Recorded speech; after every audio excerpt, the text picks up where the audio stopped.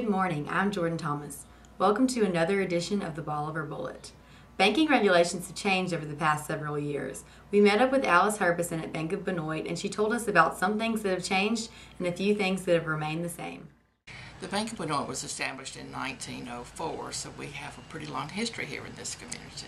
Banking regulations have really changed banking. I've been here 40 years. Personally, I've seen lots of changes, not only in technology. Being a small bank, we're regulated just like large banks. With only 5 people in our bank, it makes it harder sometimes to keep up with regulations. The cost of being compliant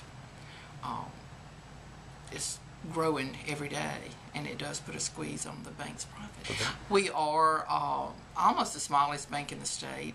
We are about 17 million in assets, between 17 million and 18 million. We have 5 employees, and I consider our most important asset is our employees. We have 5, as I said, but we have a total of 100 years of service in this bank, so that's very important. We know our customers. We have a very loyal employee base, and I think that's really important. I started the bank in 1973 as a teller, so I have worked my way up to president and CEO, and it takes a lot of time.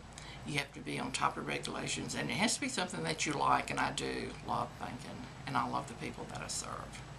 If you've ever been on the campus of Delta State, you might have noticed many of the buildings are named after people, but you may not have realized the money that it takes to build and maintain facilities on campus. Up next, we have Keith Fulcher from the Delta State Foundation to tell us a little more about it.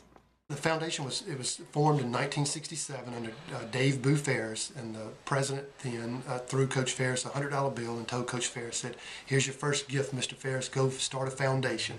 And so since that first gift in 1967, the Delta State Foundation has been charged with raising private support for Delta State University, for the needs of Delta State. So I've been here 16 years, 17 years as an employee, have enjoyed it. It's very gratifying. Our alums, our donors, our businesses, local community have been very supportive of the university. However, you lump all that support together, there's still great need at the university.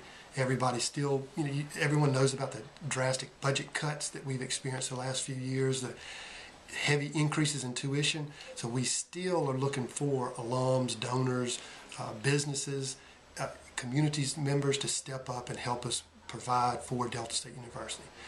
And specifically provide for the students in the Mississippi Delta who are striving to earn a college degree. Annually, we've taken the last 10 years, and annually we average raising, and when I say raising, we average in donations from our generous supporters about $2.5 million a year, and that's been very consistent over the last 5 to 10 years. So thank you to all of our donors to Delta State. We need more, and I invite you to consider being a donor. Thank you. That's it for today's news. I'm Jordan Thomas. Tune in tomorrow for another edition of the Bolivar Bullet.